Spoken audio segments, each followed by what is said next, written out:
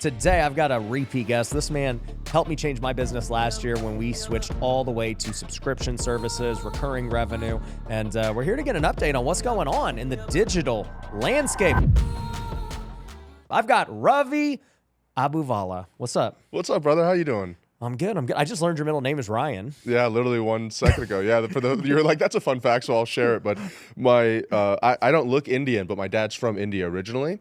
And so when I was growing up, I kind of grew up in an area that was a little redneck, and kids used to call me a terrorist because my first name was Ravi, and all of their names were just these John and Bill and Joe names. Yeah. But my middle name was Ryan, and so I just went by Ryan for the first probably 14 to 16 years of my life. Really? Yeah, I was just so embarrassed. It was like a way I could avoid bullying. And then I finally realized that actually there's a lot of power in having like a really unique name other than making it difficult for other people to pronounce. But and then I kind of leaned into the Ravi thing after that and kind of owned it. So like later on in high school and college. Yeah, exactly. Like literally it was probably a little bit through high school that I think I also started being like, why do I care about all these people that are, making fun of me? And they're all DUIs are in jail now, so it's. I ended up on the good side of that coin. Well, also, it's such a great name, Ryan. Yeah, so that is true. It's a way better name. Yeah, So I don't know if it's a better name. I see why you chose it. You're like, that name is way better.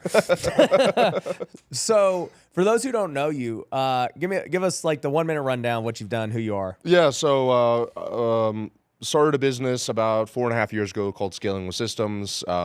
We'll cross 3,000 businesses served and 30 million in sales this year. And then about 1.5 years ago, started a portfolio company acquiring other information-based businesses, online service-based businesses, not necessarily to exit them because I think that's, I'm not really a big fan of that. I don't know if that's a good strategy, but instead just to do the exact same thing I did, but in multiple industries, including my fiance's company. And we might hit 8 figures in that this year. I'm not exactly sure. We'll see how the next quarters go, but we are on pace for that. And just got engaged, just bought a house, have a boat, have a plane, and I like to do stuff outside of work too. There we go. That was quick. So last time you were here, okay, we were talking about how we were in this trust recession and how very few people are buying high ticket the way that they used to, right? Especially when it comes to the digital marketing side and the information side, like you said, education, gurus, and the market was definitely softening. I remember, I think it was April or March of 2024 when you came in. So now it's been over a year. Yeah. And I listened to you speak, and I was like, yeah, I've seen all those same things too.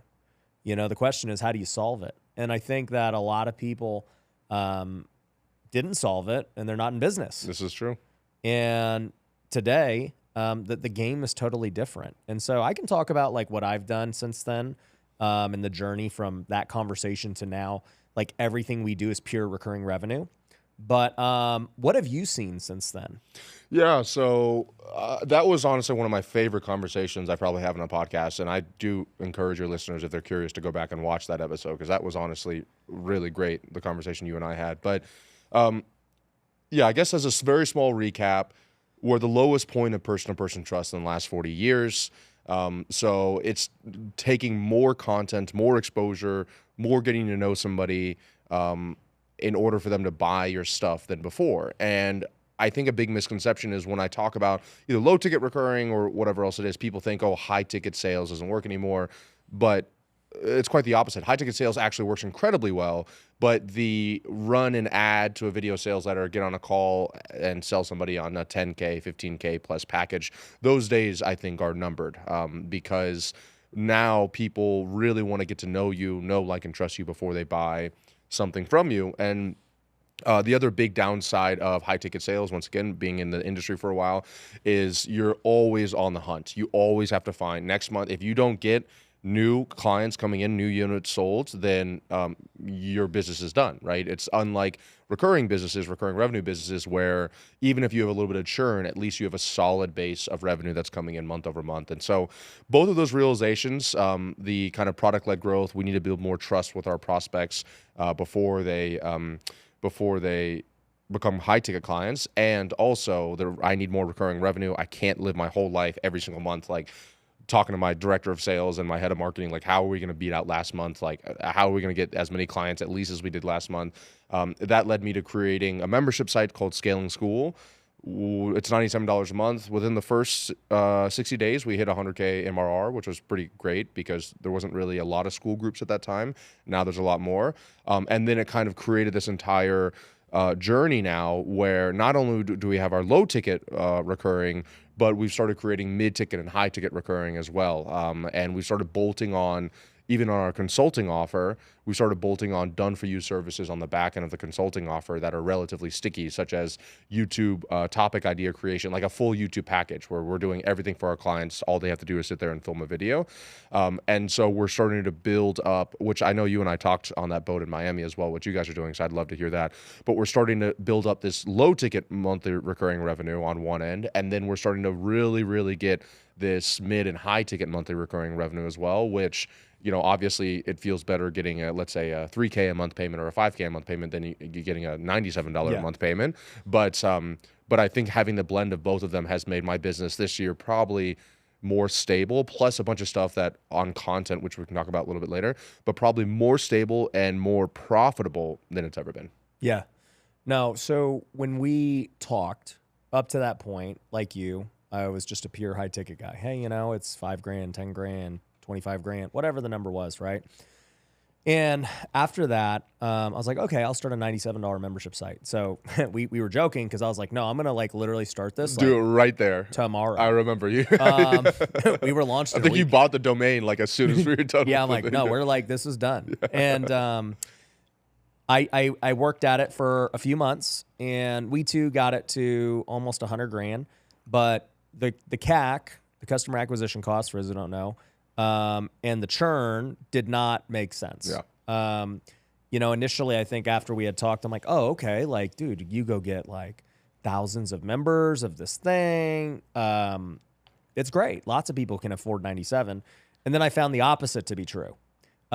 They churn more than the people with high ticket. High ticket. And I'm like, huh. So it costs basically the same to get this person. But they pay you less, they churn higher. Like, this doesn't make any sense. And it makes sense, actually, in hindsight, because they don't really have skin in the game. Yeah.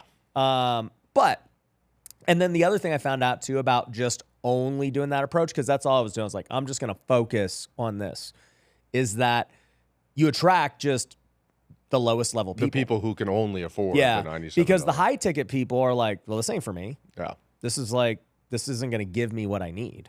Clearly, it's only $97. So then you get the negative perception of the high ticket people. So what ended up happening was, I don't think I've ever updated you. What ended up happening was I jumped straight into that idea of recurring revenue. I started to see it and I was like, okay, this is better than eating what you kill every month. And then I started doing agency, and we started doing lead generation for clients. And so that was like super high ticket because, you know, we'd get an agency fee of about $3,000 a month. And then they'd have to spend at least $10,000 a month in ads.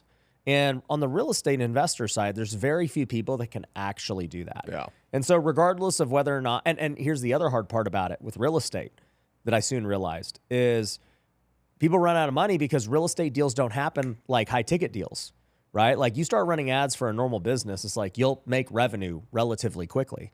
In real estate, if our ads work, it takes months to actually close and get the deal.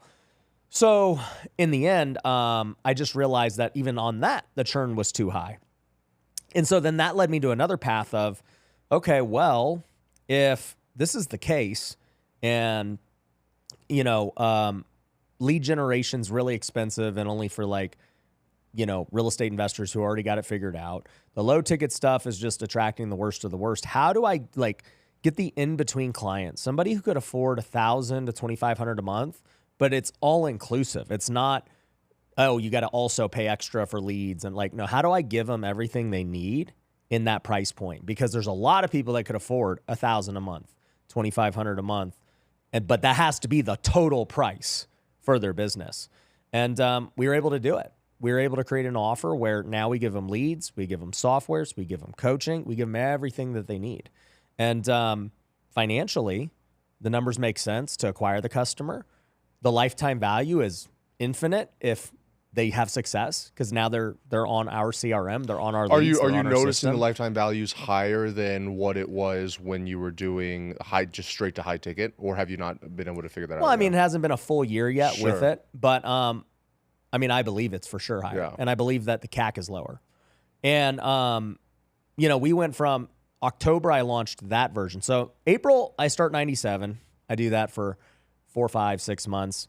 Along the way, I start doing agency, maybe in like June or something, and you know, I'm doing that. And then in October, I basically merge all of them into one thing. And I've been now doing that for, what are we at, 9 months or so since then. And you know, we went from basically 0 recurring revenue to over $750 a month. Yeah, it's awesome. Just on that offer, and like now we're kind of at the point where it can scale. So yeah, I mean, like our conversation sparked me to think differently and not just only accept people if they have 5 or 10K today. Do you feel as well like your business is more stable than it was previously? Way more stable, way more predictable, less stress. And it's actually building, you know, I think enterprise value. Yeah. I think there's the only issue about the enterprise value is the key man risk of like, how are you're acquiring clients through paid advertising?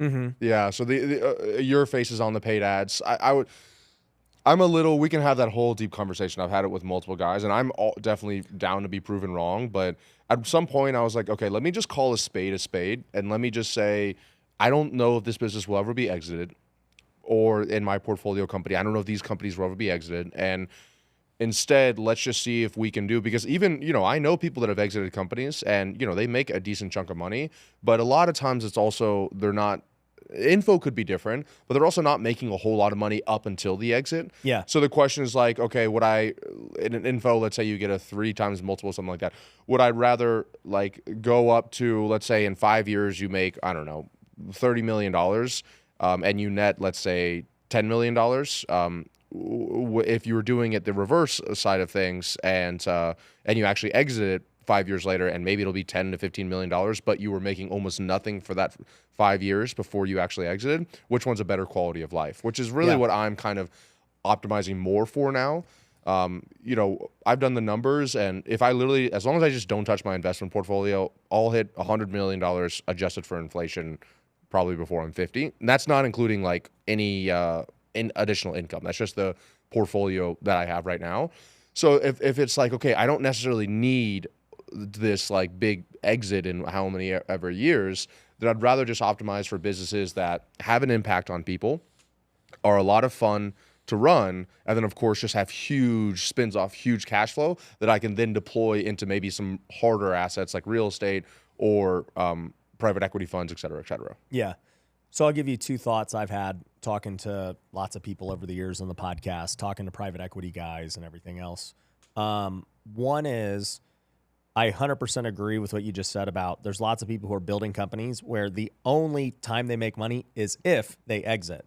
And I would probably argue that most businesses today are being built in that way. Like tech companies aren't profitable until they exit, so you're not making money and you know all these things. And so yeah, I mean, these founders are grinding it out. They're not living like ballin' lifestyles. So I'm a huge believer in cash flow because I've just been living a cool life for a long time. So I have to make money regardless. I'm not building anything to break even. Like I don't care about that. I'm the same way. But as far as at least like what I'm trying to build, I think I don't need to be on the ads. I don't think it's that important personally because it's just some guy saying he'll buy your house.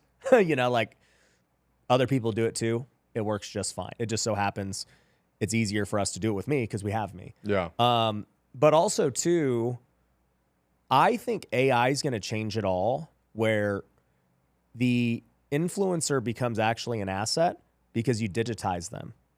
So if you just look at IP in general, you know, you think about Mickey Mouse, he's IP. It's been 100 years. He's fake.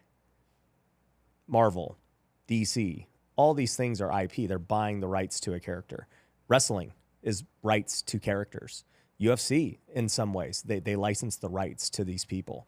And even long after these wrestlers stop playing and wrestling and performing, they're still being sold as action figures, all this stuff.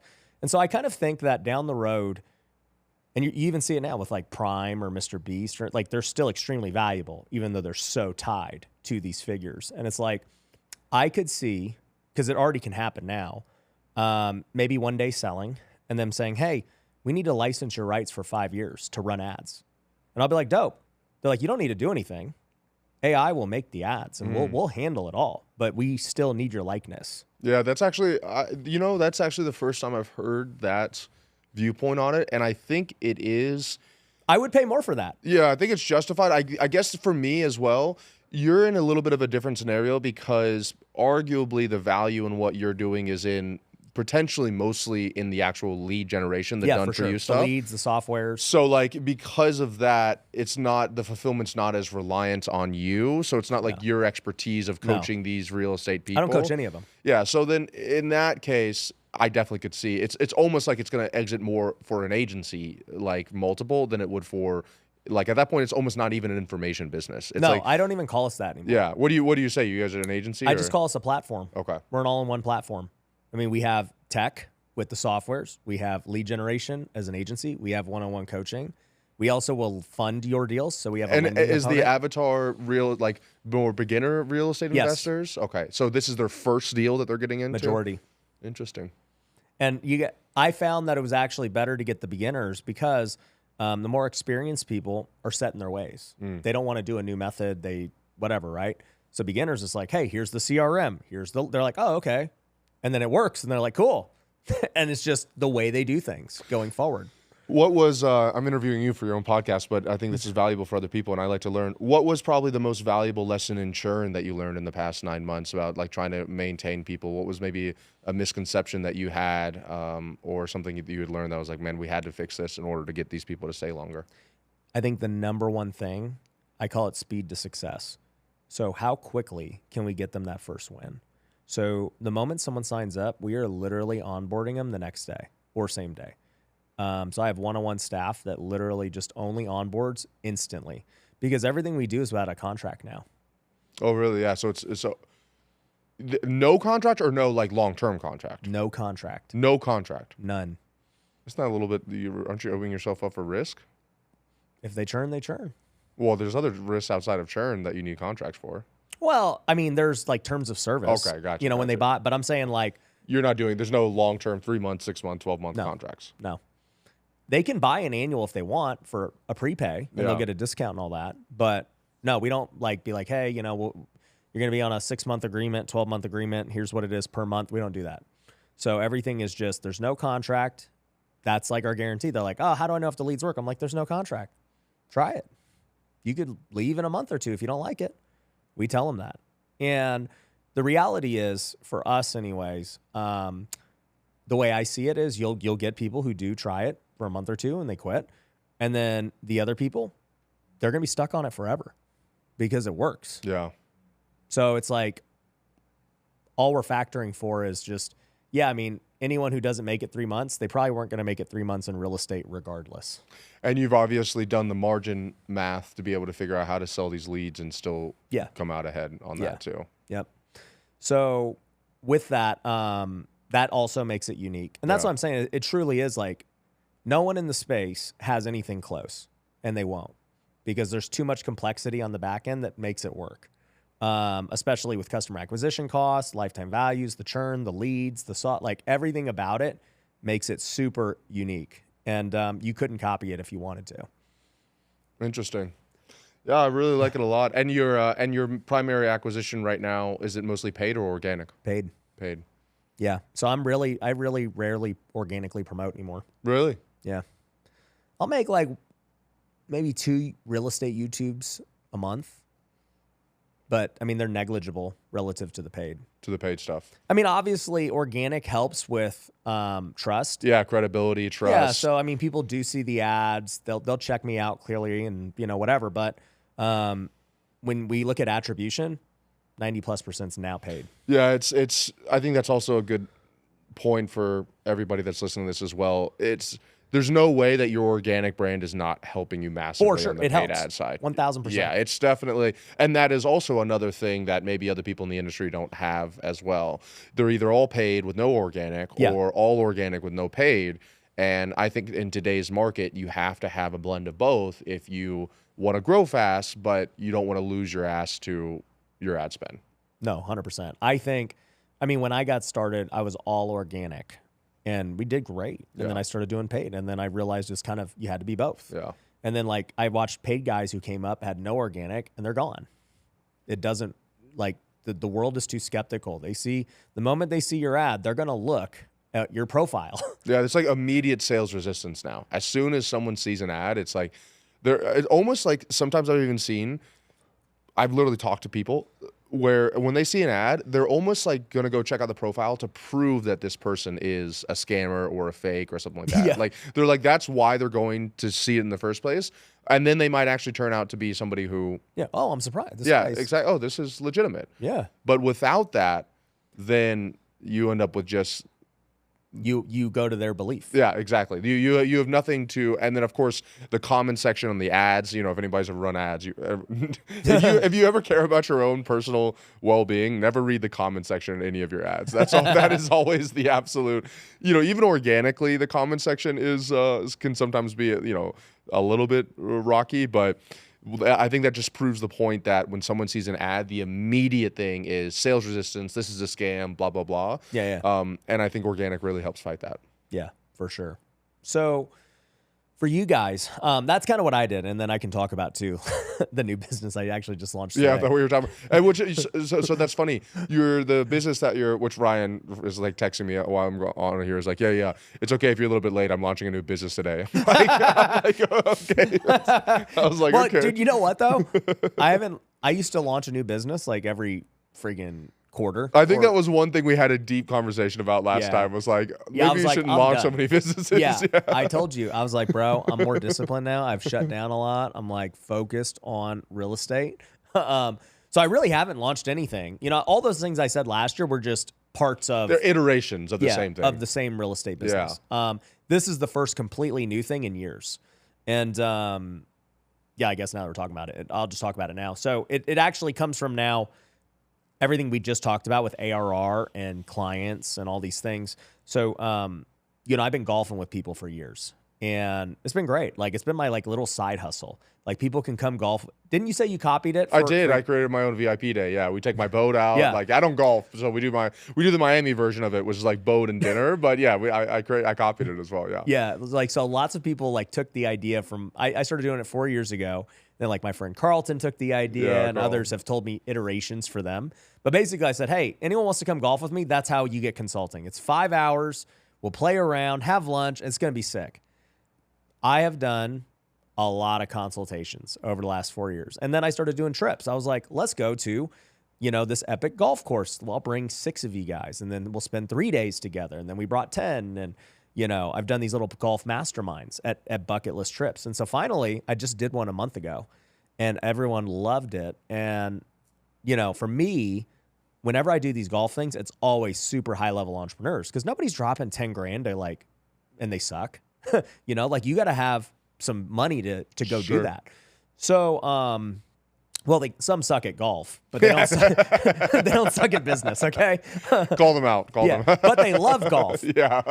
For this thing, I'm telling you, you don't have to be great at golf. Yeah. You gotta be able to hit the ball. Yeah. You gotta just love the game. Yeah. So anyways, afterwards I was like, dude, you know what? Like I want to get around more high level people. Golf is the way that I've gotten around the most high level people in my life. It's led to deal flow, investors, great ideas from other industries, and it's just cool. And I do it anyways. So I'm starting a golf mastermind, an official one. It's called Mastermind 19. And, the 19th hole is where the deals happen in golf. So thus Mastermind 19. And, with that, they'll just pay a yearly due. And I mean, for the founders right now, there's no initiation fee, but we will have initiation fee and stuff after the founders. And then, we'll have the online community. They'll be able to network. They'll be able to be like, oh, dude, I'm going to be in Miami. Who's in Miami? Like, let's go play. They go schedule their own times amongst each others. I'll bring in people like you once a month or whoever and be like, hey, I'm going to have someone talk about paid ads for all of you guys who are struggling with paid ads. And then, come talk to the group for an hour or two. Then we'll have bucket list trips throughout the year. So I'll be like, hey, this quarter we're going to Pebble Beach. Who's down? You know? And so we'll get however many of us, and we'll all go And to Pebble you're Beach. not including any of the, like, you go to Pebble Beach. It's not like Yeah, that'll be an extra fee. Okay. Yeah, so like to give perspective, these other trips that I've always done, they're $10,000, and we would pay. It would include all their rounds of golf, their food, their lodging, everything. Oh wow. Yeah, so we'd include it all in. All they have to pay for is their flight. With the Mastermind, you know, they'll pay their fee to be in the Mastermind every year, and then I would guess that those trips will now just be like $5,000, and so they can come on as many as they want. Hey, it's $5,000. Include your golf, your food. So, your but lodging. is that when you're? It's funny when you were saying that you don't really organically promote earlier, and then I was thinking in my head you were talking about launching this thing. This sounds like something that probably wouldn't do that well on paid ads, but would do well organically. So, is this something I think it's going to crush both. You think it's going to crush paid ads? Oh yeah, Really? I think it's going to murder. Why? I think the CAC is going to be so low, and I think the sales are going to be so easy because it doesn't exist. It literally doesn't exist. There's not a mastermind. I thought that's the whole point of golfing. I thought there was like. Well, okay, so let's talk about, all right, so product market fit. We're going to talk about like the traditional way people golf. Yeah. So most of the world is not in a private country club. They're just playing public golf, whatever, right? If you step up a level, you're going to go join a private country club. And a private country club, I mean, they range, right? It could be $10,000 to join. It could be, my current club right now costs $150,000 to just join. Then you have your monthly dues. The monthly dues could be $500 a month to literally $10,000 a month at the premier clubs. So that's the current model. And in that model, it's only local, like where you are. And unfortunately, for young guys like us, majority of those guys are old. Yeah. And they're retired. Like they don't have common interests that we have. So, there's not a lot of young guys who are running business, active operators, trying to grow, meet other young guys who like to go. Like, that's not easily accessible. So, yeah, you could join a private country club, but you're going to get older guys, a lot of retired guys, and it's just at your local place.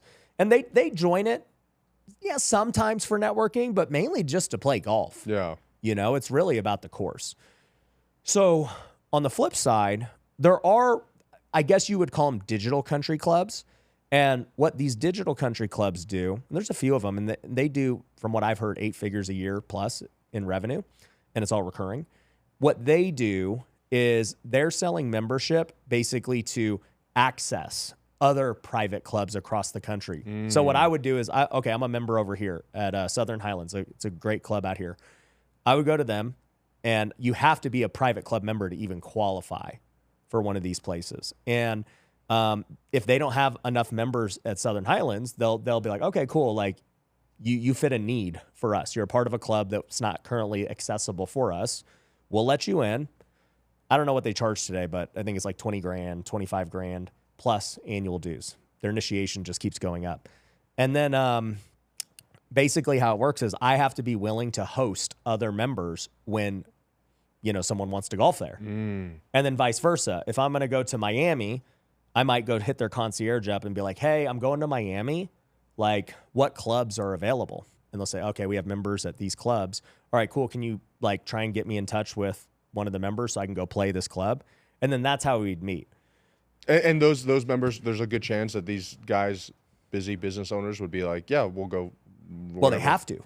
That's required of you to be a member. You have to be willing to host. Interesting. But here's the thing. There's no like online thing. It's not a mastermind. It's literally like rich guys who just want access to other private clubs. That's not what we're selling. Ours is a true mastermind where it's like, hey, dude, you want to meet other high-level business owners? It just so happens we all like to golf, but we're trying to grow our business, and we like to go golf to grow our business. Yeah. So we're going to go to sick places. We're going to go play. And then after we play, we're going to actually sit down for a few hours and break down business. We're not going to just go drink and party. So are you going to run a video sales letter funnel for that, or what are you going to do? All I'm going to do is I'm literally running it to the landing page I sent you. I don't think it needs anything crazy. And you're just interest target people on Facebook that like golf. Yeah. That's it. I think you would probably need to say something in the headline that's like attention. You would probably need to call it the avatar a little bit more. Yeah, no, I will. So like I already filmed the ads. The hooks are basically like, hey, if you are a high-level entrepreneur who likes to golf with other high-level entrepreneurs, listen up. And then so to do the application, I didn't fill out the application, but I saw the video sales letter. Are they redirected to a booking there, or no? You submit the app and then you have someone reach out to you. So there's or an you opt-in. reach out to them. Yeah, there's an opt-in. Then they fill out an application. If they qualify, then they book a call. So the main qualification is based. Yeah. The main qualification right now is your business has to be doing at least 250 a year, at least. Okay. And that may change over time as it goes up. And then they book a call, and then you'll pitch them on the your sales team will pitch them on the thing, and it's annual. Yep. Auto renews. Yep. And I think the churn is going to be like unbelievably low because well, and this is what got me even thinking about it with the real estate. So like in real estate, I know my churn now, it's probably around like 15% per month. And with that, it's because they're all newbies and they're people trying to make more money. They're not making enough yet. So it's like you're naturally attracting somebody who's trying to make it, which I love. I love helping those people. These golf people have already made it.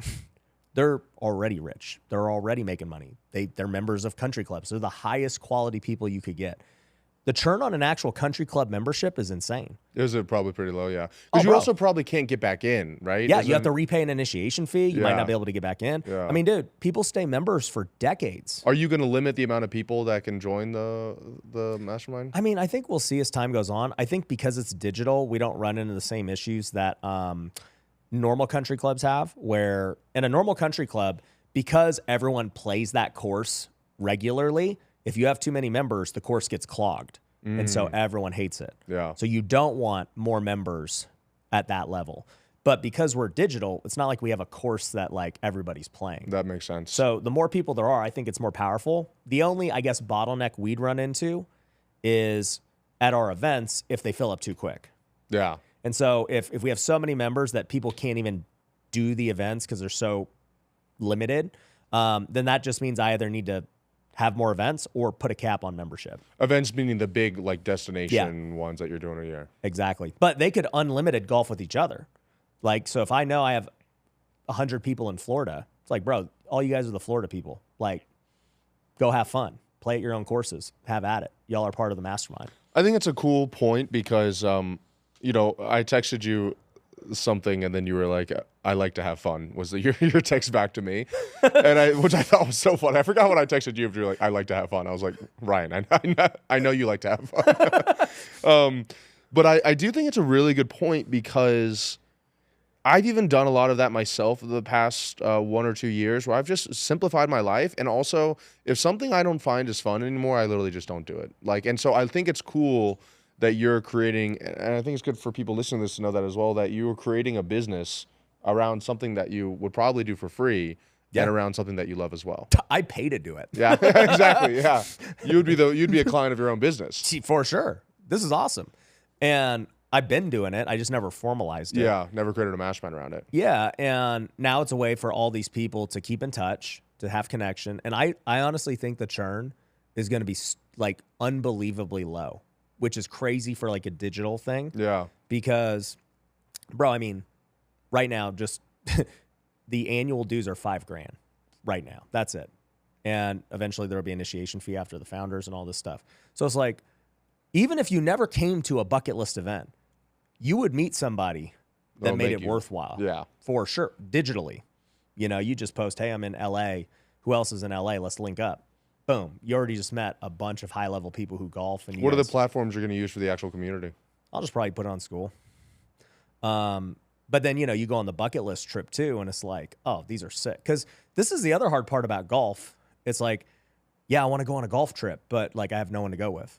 Or who's going to plan it? Or where should I? It's like, hey, guys, this is the dates. Here it is. There's 20 of us going.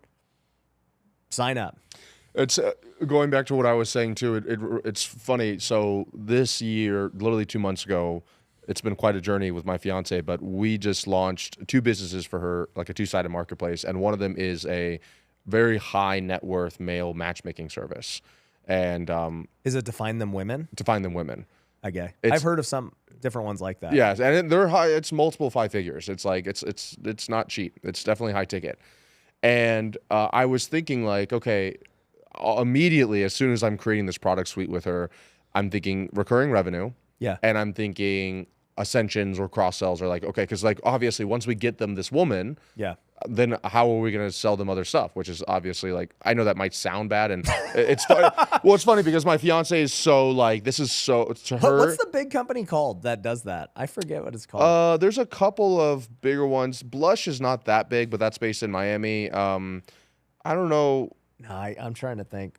Freaking this guy and this super rich guy, one of my old masterminds used. I forget. Well, it is. I did some deep research on like avatars and forums and stuff like that, and like we pretty much just stopped. I saw what they were all doing really poorly, and we're just not doing that. The classic business model: find something that people are already buying and just make it better. That's essentially what we decided to do. But I was just trying to decide, how do we create a product suite that continues to add value to people? And once again, my fiance could literally care less about trying to make money from these people. It's like she just wants to likes it. Yeah, she just likes to do it for fun. And she doesn't have to make money, you know? Yeah. But, you know, we don't have to get into the universe and stuff there in abundance. But it is funny because, like, she doesn't want to make money, yet it is just producing an insane amount of cash flow right now. Yeah. But I was thinking from day one, okay, I'm used to having, like, ascensions and cross-sells and, like, how do we get something for these guys? And so one of the ideas I had was, so my fiance and I will go on 4 to 5 trips, big trips a year with other like Carlton, Cole, other entrepreneurs. We're doing Africa this year. We did Japan earlier, Europe, China, like nuts, Dubai. And it's just a bunch of other couples that go on this trip, like 3 to 4 other couples. And so I was like, what if we created almost similar to the golf mastermind? What if we created almost like a couples mastermind where you would pay a certain amount? It's either going to be a one-off for a vacation, or it'll be an annual one if I want to add the recurring revenue inside of it. But you would pay a certain amount every year, and it would get you access or invites to these like dream destinations, a safari in South Africa, you know, the Great Wall of China, snowboarding in Japan, with 4 or 5 couples. And it would be ultra luxury. So like, you know, it'll probably be a $20,000 to $40,000 trip. But these guys that are on these things, they can afford it.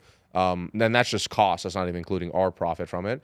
And they would go there and do the exact same thing. You know, for you, the golfing would be like just the enjoying of the time. And then we would also do like couples relationship. Yeah, we're gonna grow together. Exactly, Yeah. coaching kind of thing.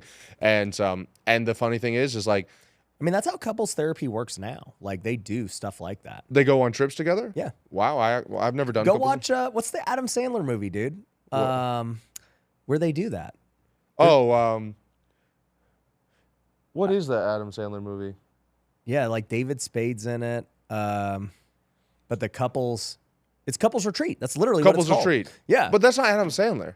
I forget who it is. No, but- no. It's Vince Vaughn. Yeah, Yeah.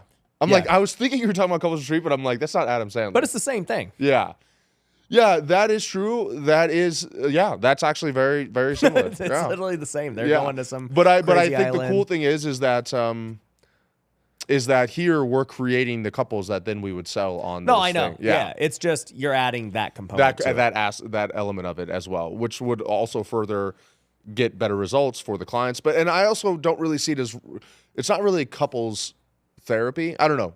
Maybe therapy might have like a negative connotation to it. It's not therapy. It's just more like coaching and- revitalization. Exactly. You know? Yeah. And I don't even. Yeah, for these people here, it's like they're trying to meet their wife, and so I don't know. Maybe some of them will get married, and then they go on it. Maybe it'll be before they actually get married, and they want to get to know them further. But these people are already dropping some serious money to like go Find see a these spouse. girls and find these people, and like so.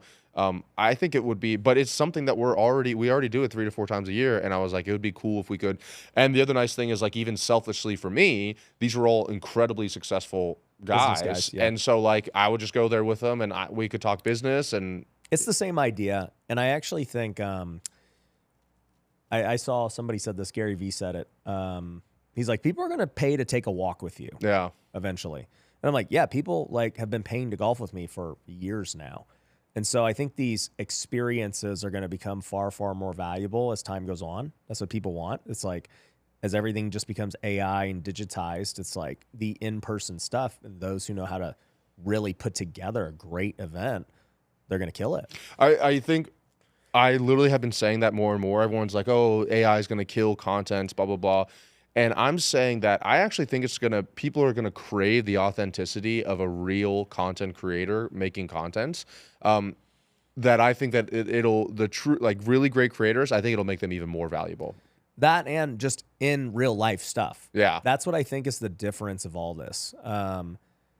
You know, like for us, we still have our real estate masterminds. And Do you do that? Do you do quarter. the big event at Wealthy Way every year still? So we do WealthCon once a year. Okay, WealthCon. Yep. And what then, was a book? Yeah, sorry. Yep. And then we do little masterminds here at the workshop space, you know, and so those are easy. But honestly, it's not like the masterminds, like I don't sell tickets to them or anything. It's literally for just retention and community and for me to meet our new students. And so for the agency lead service, do they get so anybody can come? Our highest ones, the people who pay $2,500 a month. And you have enough room for that many people if they all were like, yeah, because not everyone comes. Okay. Yeah. Do you have a cap that you can take it at or no? I mean, we can fit 150 people in there. Wow. And how many in the homeschool? Oh, well, we have 8 people. We have 8 kids in homeschool right now. Yeah. I was walking through Ryan's office and there's just like a playpen and balls on the floor and like color. I'm like, what kind of masterminds are you guys hosting over here? I think you guys can B-roll over it right now. But I transformed my whole workshop into a homeschool recently. And I don't know how legal it is to like run a school. Oh, that is true. Yeah, maybe we should. But I don't care. Whatever. It's a homeschool. Yeah. And yeah, I mean, it looks sick. It does. It was cool when I was walking in. Dude, the kids have a blast. So yeah, I mean, it's a homeschool throughout the week, and then I think they go 3 days a week right now. And then yeah, when we have an event, I'll just move it all out. So how many events are you doing for these done for you? The like leads once a quarter. People? It's a 2-day event, once a quarter. And then do you make an offer at that event? Nope. No. Just to hang out. There. Yeah. I mean, I guess the only offer would be upgrade to annual. Yeah. That'd be it. But yeah, I'm really excited for, I call it M19 for the Golf Mastermind. Which, by the way, M19 was a communist revolutionary group in Colombia.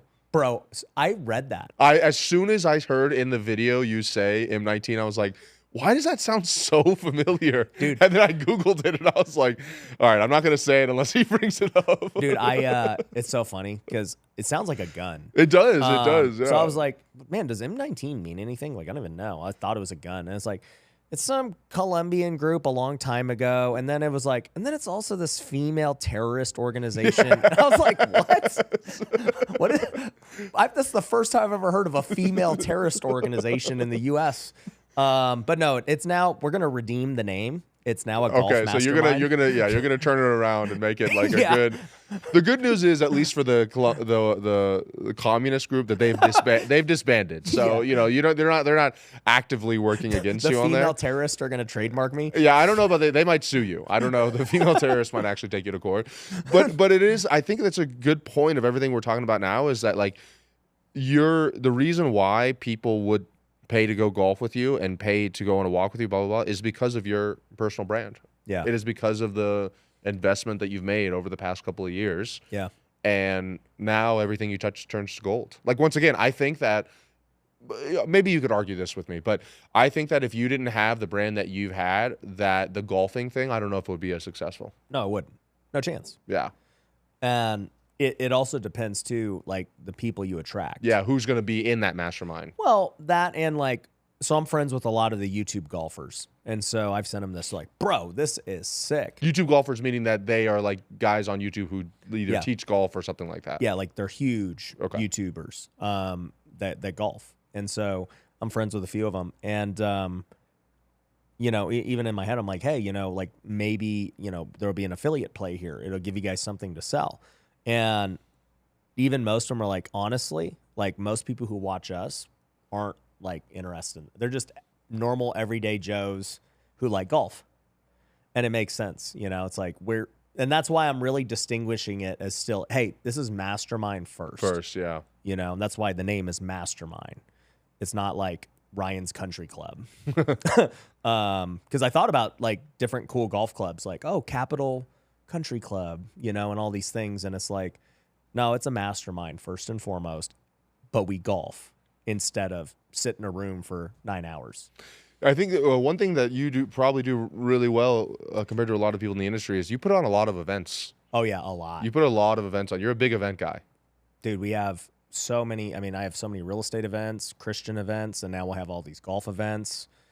So yeah, I mean, Do you ever get tired of running that many events? no. I mean, dude, this is what I think. And this goes back to what makes you unique and what's your competitive advantage. It's like we run literally like some of the best events in the world, or else they wouldn't be slammed every time we did it.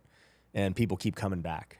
And I mean, when you're good at something, you just keep doing it. But I also believe, and I've just seen it, like for me personally, that's when like true connection happens. And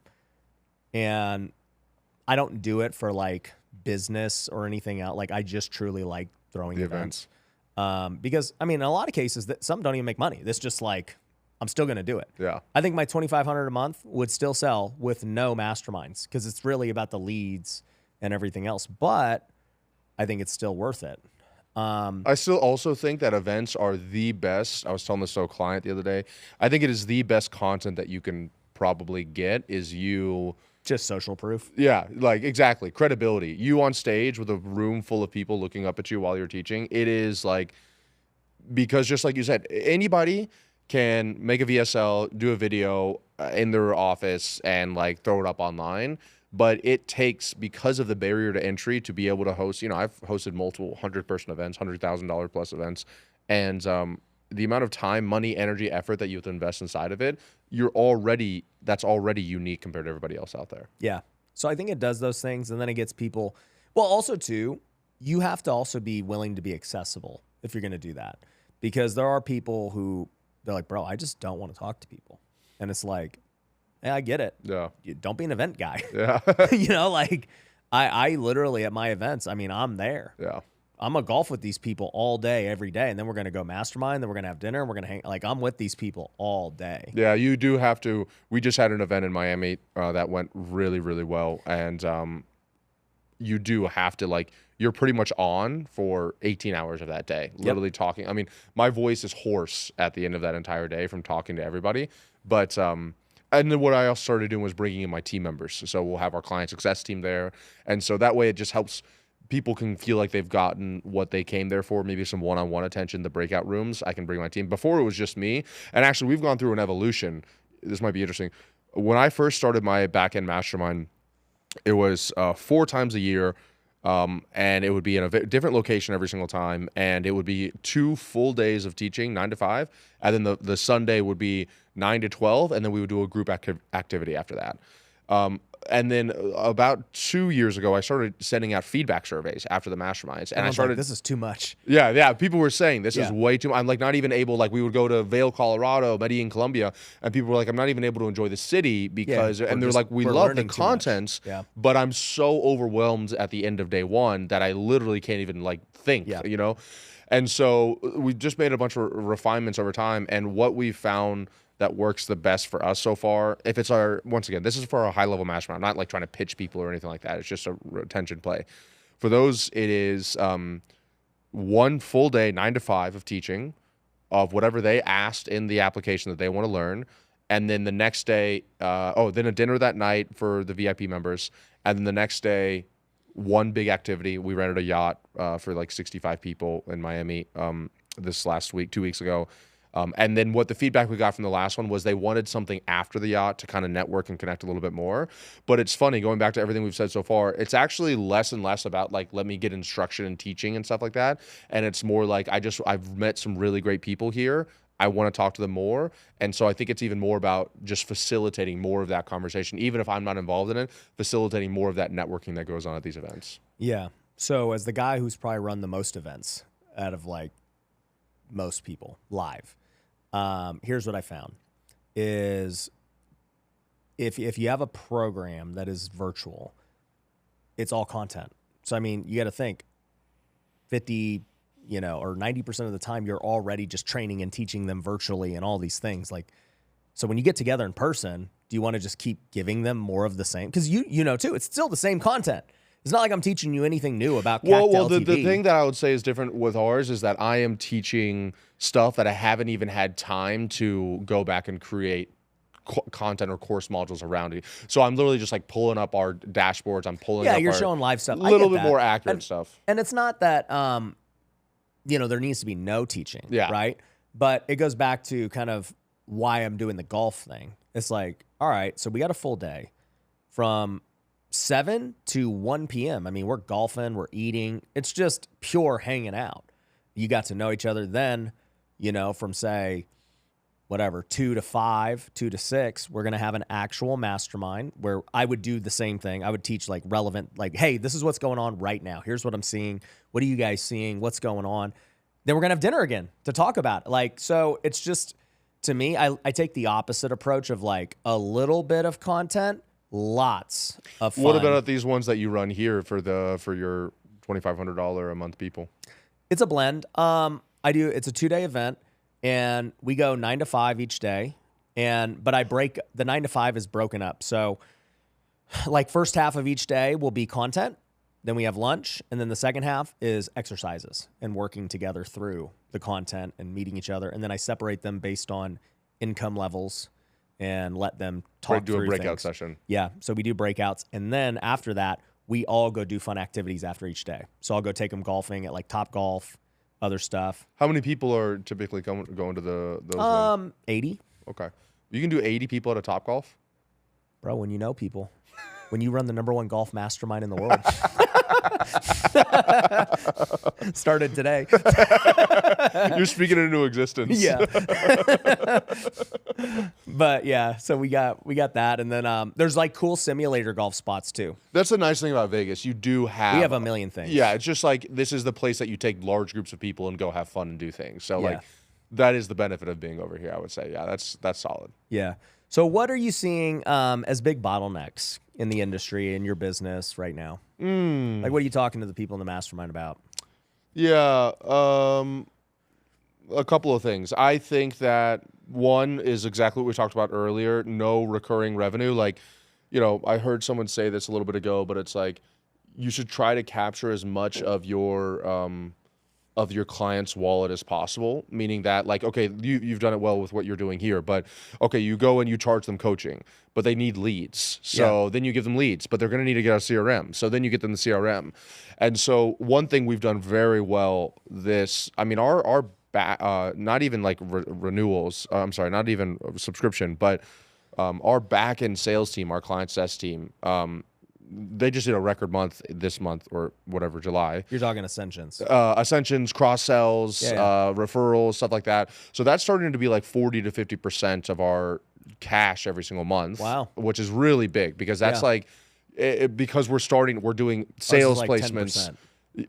So I have to a huge shout out to my client success director, Joe. I just told him I wanted it 30% when it was at 10% last year. And he's just been...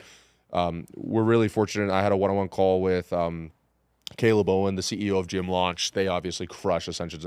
And so I shared all my notes with him, and he's just hit the ground running. And we have just started creating, we'll sell mastermind tickets. So the mastermind that I host is for my $50K for 6-month mastermind, the in-person events. But we've started selling tickets to our regular clients inside Scaling with Systems to come to this mastermind. So he's just getting so creative with, all right, let's sell mastermind tickets, let's sell setter placements, sales placements, because we get 40, I'm sure as you do as well, 40 applications every couple of days for a salesperson or or a setter. And so we're starting to train them and place them in our clients' businesses. So I would say one is one bottleneck that we had, or one thing that I talked about at the most recent mastermind was, I guess it's the same theme we talked about even last year, but not being so dependent on the front end sales team, because that's just such a stressful way to live your entire life. And every single month, it's like, what are we going to do? Feast or famine. It's like crazy. So that's been, and I can go deeper in that, but that's been probably a huge thing. The other thing was content and like, I guess, unique mechanisms, trying to continue. You had just said, no one's doing this golf mastermind thing. No one's offering all these things together. I think some people, even in the info and coaching space, I think they get a little bit lazy where they're offering the thing that other people offered 1 or 2 years ago, and they're not making it unique enough. They're not making it different enough. They don't have a personal brand to make it at least like, oh, well, I'd rather work with Ravi on this than somebody else, even if it's the exact same thing. And so then they end up essentially making okay money, but not like insane month over month growth kind of money. And I think that you just have to sit down. Almost like a great example is what you did last year after our conversation, where it's like you tried one iteration of it for 4 months, then another iteration of it for a couple more months, and then finally you ended on the iteration that you're at right now. What you're essentially doing is creating this unique mechanism. Okay, I could go to this person for coaching, this person to leads, and this CRM, or I can work with Ryan and get all of it together. So, and it's a great example of capturing more of their wallet. And then the other big thing that we're doing more of is we're just exactly what you're talking about. We're doing more price testing. So previously it was $15K for 4 months or $50K for 6 months. We're starting to adjust our offers now where right now we launched more of a beginner offer because we're already getting insane lead flow coming in, but a lot of them, just by the very nature of business, a lot of them are beginners. Yeah. Right? Like that's just how it is. Like majority of people are not successful business owners. Yep. Even if all of your content is around successful business owners, you're still going to get just by number of the averages. So before, I mean, of our booked calls, before, only about 40% of book calls would be what we would consider qualified, doing over 10K a month, or a price point of greater than $2,500, blah, blah, blah. And so that means 60% of calls we were just canceling. We weren't selling them anything. And I was just... You didn't have a product. We didn't have a product for them. I was trying to keep things, quote unquote, simple. But finally, I was like, okay, we can keep on trying to push sales and marketing harder and harder, or we can just take this huge flow of leads that we have right now and just create a product for them on the back end. But one of the things was I didn't want to create a whole new product and needs all this team. Exactly. So long story short, what I decided to do was let's just get these beginners the option to try us out on a monthly basis, no contracts, and see if they'll. So because like you said, maybe they can't afford 15 grand, but they could potentially afford $3,000. Yeah, yeah. And so we started that 2 months ago, and we're getting 3 to 4 units a day that we weren't getting previously from this. And our ascension rate from that into the full package is 30%. And I haven't actually run the numbers on the month-to-month renewals just of the $3,000. I don't really know what those are yet because my client success director knows those. But that's also been another really big thing. It's I think very early in the industry, it was or a couple of years ago, it was okay, one offer, one funnel, blah, blah, blah. But I think if you're trying to hit multiple 8 figures a year, you got to figure out how to create multiple products for multiple different types of people. I don't know anybody doing over 20 million a year that doesn't have multiple different products for people. They'll have a low ticket, they have a mid ticket, they have a high ticket, they have variations of the high ticket, they have done for you. So that was another big one. And then the other huge one, like I said, was adding in the done for you services thing, which I actually think, based on our conversation, what I might do, since you took my advice last time, I might take your advice this time. I think what I might do is I might try to package up some of the done for you services that we're doing on the back end and making it the front end offer and just including it inside of what we're selling. The only thing that I've learned, which I'm curious for you, but I actually have found that the absolute best clients that we love working with, that pay the most, that have highest lifetime value, that complain the least, blah, blah, blah, are actually clients that we get in on the consulting offer because they know that there's work involved. They can do the strategy themselves, blah, blah, blah. And then we offer them the done-for-you services on the back end. What I found is that if you take people on the front end and do pure done-for-you, they are literally don't want to do any work whatsoever themselves. They're thinking it's literally a magic bullet that they do. So I'd be curious what your thoughts are about your experience with are you leaning more when you're selling it on the consulting and the coaching or on the done-for-you services side of things? Yeah, I think we're super strict with they have to make the calls. So we're yeah, we're going to give you the leads. That truly is. You don't have to do crap, but you need to call them 7 times. You need to hammer these leads. And so we reiterate that to them over and over again. And that you think that's that expectation. And you're doing that, you're selling that through a webinar right now, or how are you selling that? So right now we do a free masterclass to sell a 3-day workshop ticket. The masterclass is pre-recorded or it's okay. Then we sell a 3-day workshop ticket. I'm now doing the workshop every week. Okay. And that's live. And then we sell them on there. And it's throughout that 3 days that we set proper expectations. Because I go all the other ways they can market. I'm like, look, you could go network with people to get deals. You could go cold call sellers and hope for the best. You could try to run inbound leads, but you're going to spend $5, $10K a month. Or you can do this, and it's already included. But in all of them, you're still going to have to call and do sales. Sure. But you'd have to call just to generate a lead before. Now you don't have to do that. but you still do need to call to get sales. Have you thought about adding in the element of it where it's you'll call the leads for them? Because we used to do that as my ads agency. Heck no. Ain't no shot I'm going to do that. Why not? Just to complexity? Because then now you're the one to blame when they don't have success. Interesting. And in your example, they know that if they don't make the calls, it's their fault. But the leads are obviously quality. Yeah. And they see it too, just in the group. Like tons of people posting, just locked up a deal, just locked up a deal, just closed a deal. Like it's all throughout. And I don't even post testimonials anymore. I used to. And then I had a conversation with Anthony Morrison. Yeah. And because we use Webinar Fuel. Shout out to Webinar Fuel for running all of our webinars. But he's like, bro, I think you're getting too big to like have testimonials. And I was like, but these people do this. You know, he's like, yeah, but when you run testimonials, like you're setting expectation that everyone's going to do this crap. Yeah, it has to be the average result. And I'm just like, what? And he's like, yeah, it's crazy. He's like, but watch, remove your testimonials. And if anyone asks why you don't do it, just tell them the truth of like, hey, the FTC does not let you do this. And he's like, I found it, no conversions changed. So no testimonials on any of the sales pages Nothing. or funnels or nothing? None. Not during the presentation, nothing. The only thing I'll do is because they see the community, because they get access to it for a trial, you know, I'll go like, hey guys, here's the community. Like, here's where the recordings are. You know, you can go post. Oh, look, somebody just posted. Because it's true. It's just like, look, somebody just posted. They got their first deal. Yeah. Somebody just posted there. But like, that's it. And you saw no drop in conversions. It's pretty cool. At all. In fact, it might be even better. Yeah, and I mean, the reason why, you know, that the FTC does it is because it does potentially set improper expectations. So you might be getting better expectations from these people that are buying in because they're not seeing the person who joined and then made $100,000 in 60 days. And yeah, so they're not thinking that before they come in there. Well, and I also do a good job even on our workshop setting expectations. I go, hey, if you're not going to commit, I'm not going to make you sign a contract for 6 months.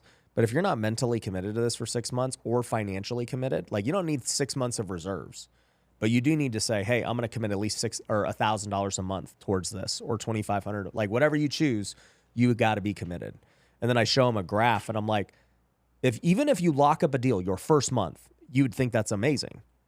And then I tell them, but odds are the first deal is not even going to close because you locked it up too high. It's probably not even a good deal. And then I go to the second month, and I'm like, this is what could happen the second month. You get another contract. Let's assume it's good. It still's not closing for 30 to 45 days. That's typical real estate. So you're, in best case scenario, getting paid your third month or fourth month. So if you can't handle that, don't do this business. Do you still have, so the really nice thing about that is you're doing it through a webinar. So you're really controlling the narrative. Where you have a sales team, it's much more difficult to control that entire narrative. Oh, bro, I didn't tell you this is the craziest part of what I did. Yeah. I got rid of my entire sales team. I have one guy. Wow. And setters and sales? I have one closer, and he just handles everyone who puts a deposit, and that's what he works. And then I still technically have two people, and they help just sell WealthCon tickets. And what about setters? I think AI does it good enough. What AI are you using? I have no idea. they're literally, I've tasked them every week to play with new ones. But yeah, I have like no sales team anymore. Your setters at this point would just be setting people to get to show up to the actual. Yeah, we've really transitioned to just one funnel where it's like, bro, just sell them a ticket to the workshop if they're really like wanting to learn. Now, if somebody's like very highly qualified, we'll put them with the closer and we could sell them outside the workshop. But I would guess 95% of our sales happen on the 3-day workshop. So I sell them all anyways. So no sales team, man. You're probably happier, huh? Bro, my life is so much easier. And you don't have as much commission to pay out. Almost none. And I actually pay like a salary for the deposit collection. So like 95% of the sales, it's just flat. Like I already know what it's going to cost. And so then it's just extra sales that are commissions. Yeah. Something to think about. It is. My sales team. They're listening. They're like, they're like, shut the fuck up. I think it works. Well, the thing is that you couldn't. Well, I shouldn't say you couldn't. It would be more challenging to sell above a $10,000 offer without a sales team, someone to take the calls. Yeah, I think for it sure. works because very we do well. monthly. Exactly. Yeah, because you do monthly, sure. I think it works very well. That's why it works. Yeah, they're not doing 15K on their own. But you're ending up all is considered. If you even simplicity, let's take that out, even though that's a huge weighing factor. You're netting more at the end of every single month than you were previously. Yeah. Yeah. And I think with the way it is too, the current foundation could sustain 2 to 3x the current business. Wow. Like I think all I have to do is just spend more on ads. Yeah. Like I don't think anything needs to change team wise. Because like another thing we did, I'm just giving away all the sauce. So another thing we did, because I'm like, man, how do you help students one-on-one at scale? Is before, you have success managers and coaches and group coaches and whatever. I just kind of looked at what do big companies do to help people. And I looked at Amazon one day and I saw that somebody, when I have a problem at Amazon, they put me in a waiting room and then they put me with somebody and whatever, however much time they have. It could be a couple of minutes, could be instant, whatever. And then I get to talk to somebody, fix my problem, whatever. We do the same thing. So now we have a Zoom room that's open 9 to 5 business hours. I have a couple of coaches staffed in it, and people just hop in the Zoom room and get one-on-one help. So they hop in. That's actually pretty cool. Go High Level recently started doing that for their support for onboarding. They also inspired me. Yeah, I saw them. We do something relatively similar because I saw Go High Level doing it, and I was like, this makes a lot of sense. Yep. You need way less coaches. Yeah. And then they get instant help instead of having to book a call. But do they still have one-on-one support in Slack or something, or in school? One-on-one support. I guess I should say like asynchronous communication. Like for our clients, they can message us in Slack and we respond back in Slack. Do they have that or no? Well, what would they message you about? I don't know. Like here are my ads performance. Yeah, so they'd hop in the Zoom. So, hey, I'm having trouble with this seller. Just go hop in the Zoom. Everyone has a success manager, but that's not like their job to help them. The success manager's job is like just with kicking them in the butt, making sure they're onboarded, letting them know about opportunities, upsells, whatever, and just being like their concierge, but they're not their coach. If they need actual coaching, technical help, the success manager would just tell them go in the Zoom room. And it's better because it's instant. It's instant. And you have it set up so they're probably just waiting a couple of minutes. Yes, they're not waiting forever. No, yeah, we know the demand. And the time that they're spending inside of there, is that capped at all or no? We tell them it's 15 minutes, and if it takes longer than that, they got to hop back in line. Oh, really? And if there's not anybody in line, then they're fine. But it just gives them so nobody's there for just an hour dilly-dallying. So it's like Zoom rooms where like each person's in a room and they'll accept somebody. So we have like a main room that a VA is just in, and then they'll link them. Hey, what's your problem? What do you need help with? Okay, boom. Because sometimes it's just normal questions like, oh, I need help with billing. Oh, okay. Well, we'll just take care of that now. Oh, I need help analyzing a deal. All right, cool. Here's the coach. Oh, I need help with the CRM. Oh, here's the tech person. So they're like segregating them into the specific coach that can solve their problem. Yeah. That's pretty cool. We do booked calls. I love my client success team. They're so talented. We do one-on-one asynchronous communication through Slack, and then they can book calls. But I do think that there's a valuable thing, like if they can't book for a day or 2 days, I think there is a lot of value in, I have a problem right now. Yeah. Let me get on and talk to somebody right now. Yeah, I mean, we just cut to the chase. There is no Slack. Yeah. Just hop on. There's a big difference, though, is that you're dealing with beginners, and I'm dealing with like a little bit more advanced business owners. But I mean, I think there's a lot of value in it for sure. Yeah. Do you like managing the CRM, like, and all the support tickets that come with white labeling or just doing the CRM? I mean, we just have the team. Yeah. I mean, it's not like a big deal. It really doesn't take that much time. Because, well, you got to remember too. So once again, because everyone's business is the exact same for us. Yeah, it's easy. We don't have all this customization crap we got to deal with. Like yours has more complexity because every client's different. Yeah. We're literally like more like a franchise. It's like, bro, follow the SOP. Everyone's is the exact same. Do you invest in deals as well? We'll fund their deals. You'll fund their deals? Yeah. So we have a lending component. So That's yours or that you're affiliated with? Affiliated. And obviously you get a kickback from that. Yeah. Yeah, so anything they would need, the only thing we don't currently have is title, and that could change down the road. But I just don't really care about it right this second. But that's pretty much the last piece that we don't own. It's a cool funnel, yeah. I like I think you've adjusted it obviously quite a bit over the last year, but I mean it sounds like it's something. So why not double the ad spend? Why haven't you done it yet? So for me, what happened was I was doing it once a month, the workshop, and then I finally just started to understand payback periods, and I'm like, oh well, I'll just do it every week, you know? And then so I adjusted so I wasn't the one doing the whole thing every week. So now I'm like an hour a day. So it's like 3 hours of my week. And somebody else is like a pitch man, or you're just the pitch man and somebody else is doing all the warm up. Well, no, like let's just say there's 12 hours of content over the 3 days. I'm just responsible for 3 hours of it. Who does the rest? My team. Okay. Yeah. But we have, I do pitch as one of those 3 hours. So, yeah, we were doing that once a week. Then once a month. Then I moved it to once a week, and I started to see our payback period just make our money back same week. So then I started to scale the spend. I mean, at the start of the year, I was only spending like 60, 70 grand a month. Then that scaled to like 250 a month. And so now I'm ready to go to 500. But the reason I haven't is because I've been experimenting every week with a different top offer. So, you know, people can either go the monthly, right? The 1,000 a month or 2,500 a month. So that's always standard. But I've changed what the third option is. And so I've tried like a 25K annual. I've tried, you know, a 6 month. I've tried a 3 month. And my data has been that the 3 month is the best. 3 month of the 1,000 or of the 2,500? Of the 2,500. Yep. That has turned out to be the best. And one thing I was doing wrong before, so we were over a 1 ROAS, even with just that, week over week, every week.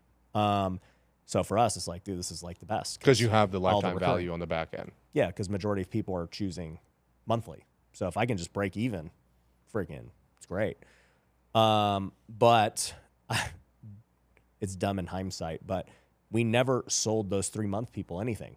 Like we just were like, okay, cool, you did your 3 month. Like, and then they just leave. Well, no, like after 3 months, if they stay, they stay. If not, if not. But like they never even knew there was an annual. Is my point. Like those people should be told that, hey, there's this annual thing. You just paid for this. Are you interested in this? And I know that at least 10 to 20% of them would do it. We'll take that. They just have never been offered it. Because this is like a thing I learned from other SaaS guys too, that would probably help people listening, is you always do need to go for annuals. Like I went so far in the other direction where I was like, it's pure monthly. That's all we do. We're simplifying it. And I did that in April, and we were below a 1 ROAS. We were at like a 0.8, but I'm like, you know, next month it's good. But then I realized I'm like, I don't like losing money. Like, even though I know it's long-term good. So then I went back to offering this 3 month thing, and it got us back over a 1 ROAS. And that's what we've been doing. But now I could see that I think I could get like a 1.5. Maybe a 2's like crazy to think about. Would you pitch? Are you pitching the 3? And I'm just talking cash collected. Yeah. Yeah. Are you pitching the 3 month as a PIF, a pay in full 3 months? And then, so you're saying on the pitch, okay, you could do the 1,000, the 2,500, the 3 month. You're offering all three of those options at the pitch? Yep. Interesting. That's how we've been doing it the whole time. Have you ever tested running, just offering one thing? I have once, but just part of the pitch, even to get people in, is like, look, you can start this business for $1,000 a month, because that's just such an attractive front end. So if you don't offer that, then you lied. Yeah. But also, too, it's like right now, 50-50 go both ways. And anyone who could do 2,500 or the 6K 3 month PIF, they do it. Yeah. It's not like we're missing. I don't think I think to your point of what you were missing with your 60%, we're just capturing. Yeah. Because we would lose those people. They just can't afford it. But you found that they do renew at a decent rate, Yeah. and they do, their churn isn't terrible. $1,000, and we charge those people a setup fee, so they got to pay $1,000 setup fee. Oh, okay. So it used to be just you could join for $1,000, and then eventually I was like, no, like you got to, because we do have setup with them, so it's a setup fee, then $1,000. Yeah, I mean, it's a way simpler business model than what you were running previously. Very simple. Plus, you had other coaching offers as well previously. I know. That's why I was kind of like hesitant to do the golf, because like things are going good, and I know I can scale. It's almost like maybe subconsciously you need this chaos back in your life. Dude, I know. I'm like, it's too. You got to do some deep. Yeah, it's too calm. Things are going too well, and I'm too happy right now. What can I do to just add chaos? I have nothing to do with my life. Well, you know where it actually started too? Part of it, the original brainstorm was, I literally have a lot of free time now. Yeah. And I was like, well, I guess I could start doing more one-on-one. And I never advertised like one-on-one. And I was like, so how do I get one-on-one people? Like, it's not like they just freaking walk down your door. Yeah. And I just kept thinking of different funnels. I'm like, maybe I'll do a funnel where they get a call with me and this and that. And I'm like, that sucks. I don't want to do that. And then I just started thinking, I was like, it's golf. Golf gets like all the best clients. And I was like, what, am I going to go on a trip like every month? Like, how's that scalable? You know? And then I just thought about it more and more. And then like the idea just formulated. And then I asked the people who golfed with me last month, I go, hey, would you join something like this? They're all like, yeah, like this is great. And so, yeah, I think it's going to be very, very successful, not just on the front end, because like even the potential of that, it's like, what's the potential? I don't know. Let's say we can get 1,000 people and they're paying $5 to $10 grand a year, right? I mean, that's $5 to $10 million ARR business with no cost. I mean, it's just community. There's no coaching. There's no success manager. There's none of the things that it truly is like a club, and a high-end club. And there's enough value in all the things we do where it's like easily justifiable. So I think about like the ARR of it and like lifestyle. And I'm like, okay, if this business sells, how do I even make money? You know, like there's this. And then like, what is this even maybe worth one day? And then you think about like all the back end of this. What happens like if you have this many people that are high-end business owners? Dude, a ton of them will do one-on-one. Yeah. A ton of them will invest in my real estate deals and whatever. And then if I ever did want to be like a portfolio like you down the road, it's like, there's all the deal flow. Yeah, deal flow's coming to you, yeah. You know, I think like kind of like with what Hormozi's doing with acquisition.com, it's like he would argue differently, but the way I see it, it's first and foremost an education company. And then, you know, cherry pick a deal here or there, right? I think it's harder for him to make that argument too now that he's done the workshops. Yeah. So I ain't hating. We all do the same thing. We're definitely not hating, yeah. But what he created was this great funnel to get those pipeline of things. And I think I'm just going to do it with golf. Yeah. You know, because I even thought about that too. I'm like, I got the workshop space. I know we could create a cool 2-day workshop. Like we're already doing it in real estate. Maybe I'll do a business one.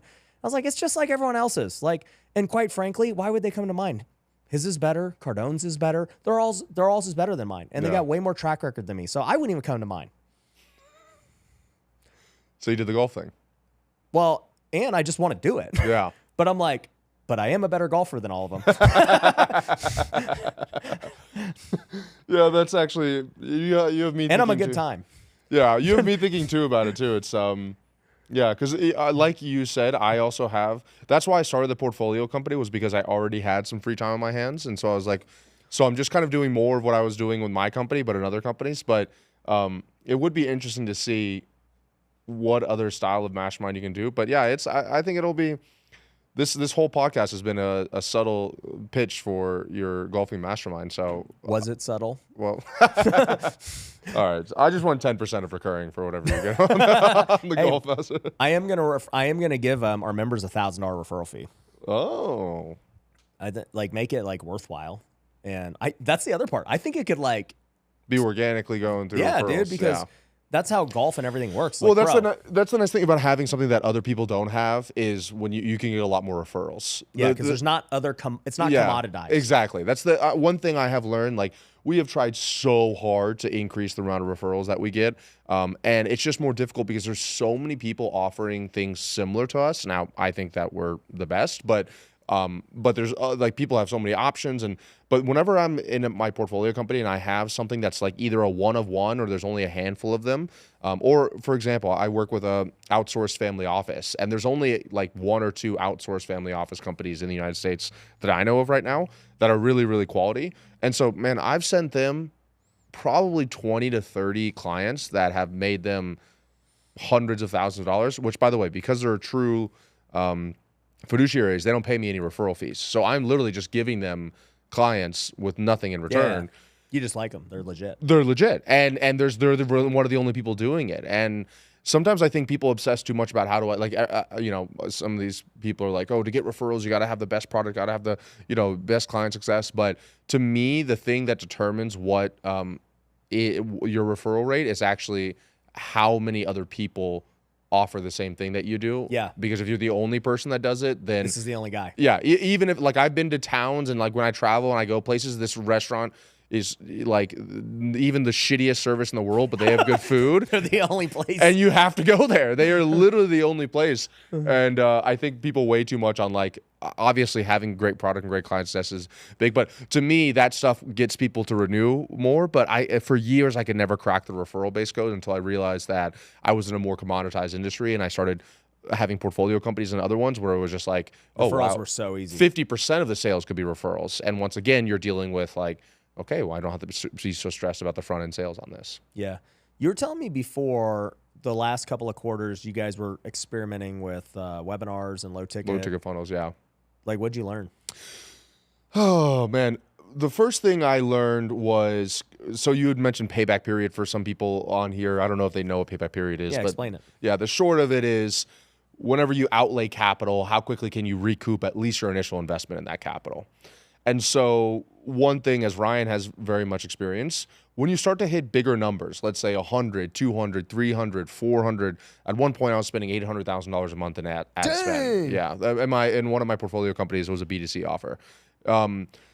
But when you're spending that amount of money, it is stressful as hell to make sure you can get that money back in the bank account. You're paying your credit card off like every 2 to 3 days just to be able to, like, have the ads not get shut down or get cut off. And so once again, I do a lot of time studying really great funnels and companies that are way ahead of me. And almost every single one of them had some kind of self-liquidation element of it, meaning that they were getting paid to run ads, whether it was 0.5x ROAS or Ryan's funnel, is at 1x ROAS right now after the webinar. You're selling what is your funnel to sell the tickets to the workshop? What ROAS is that? We go for 0.25. Okay, so yeah, 0.25. And that, once again, might seem not that much, especially in the high ticket world, and you're like used to hearing people talk about 4, 5, 6x ROAS. But once again, when you're spending decent numbers, every single dollar that you can recoup immediately is really, really helpful. And so at the beginning of this year, I realized that, okay, if going back to the trust recession, product-led growth, people wanted to try things out, the payback period, I was like, and then one of our clients is Jeremy Minor, and they run crazy numbers through his book funnel. To be respectful to them, I won't actually run the numbers, but Blake, shout out to Blake, their CMO I'm good friends with, and he just, because we're clients, he kind of just opened everything up to me, and when I saw what the numbers that they were doing, it just made so much sense. So we tested in Q1 a low ticket funnel it was called the YouTube lead machine. It was $17 up front. Our average order value ended up being right shy of $100, like $98, $97. And our CAC was right at about $200, like $180 to $200. Okay. So we were roughly 0.5x ROAS on up front, and then we would obviously ascend people into mid-ticket and high ticket on the back end of that. Ultimately, the funnel was doing around 2 to 3x ROAS. But what I learned after spending a pretty insane amount of money on the low ticket funnel, one of the main downsides is, which once again for you, it's so interesting because you don't have, it sounds like you're not even doing setters. But when you're running a low ticket funnel, you don't have as much lead volume as you would if you were running, let's say, a webinar funnel or a challenge funnel where you're getting people to buy in or opt in for a couple of dollars, right? It's name, email, phone number. Yeah. On a low ticket funnel, even just an add to cart could be $60, $80, $100 to get them to purchase, where you're actually collecting their name, email, phone, because they know that they have to pay for something. Well, dude, I'll even tell you, with our current funnel, our CPL, just to get someone to watch a free masterclass, is like $23. Wow. At our current spend and the way we advertise it. And then our cost to get somebody to buy a ticket, which on average is about $180 for a ticket, is about $750. Yeah.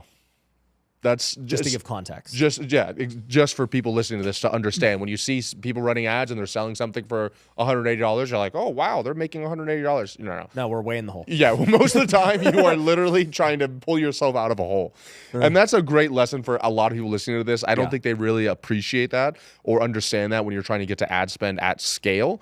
I go into my 3-day workshop having only recouped 20 to 25% of what I spent. So if I spent $100K this week, I'm in the whole 80. Yeah, which is, and like you said, that's, I mean, you're talking about $400K a month. So like that's, you're getting into big boy numbers there, relatively speaking. And once again, no matter how much cash flow you're doing, that's still stressful as hell when you're trying to, pay payroll and live your life. And what happens if something goes wrong in the challenge? And so we had it last week for some reason. I don't know what broke, but it just all of a sudden went to like 0.1. Oh my God. And so like the customer acquisition cost for a ticket sale was like $2,000. Oh I'm like, what the heck is going on here? See, and that's the other worst thing about ads too, is like right when you have it working, then it could just not work the next week. And sometimes you have actually no idea what made it not work. So this is all to say that we did the low ticket funnel. It worked very well. But one of the things I realized was I wasn't building my list as fast. For what we were spending in ad spend, I wasn't getting enough leads that I had wanted to. And even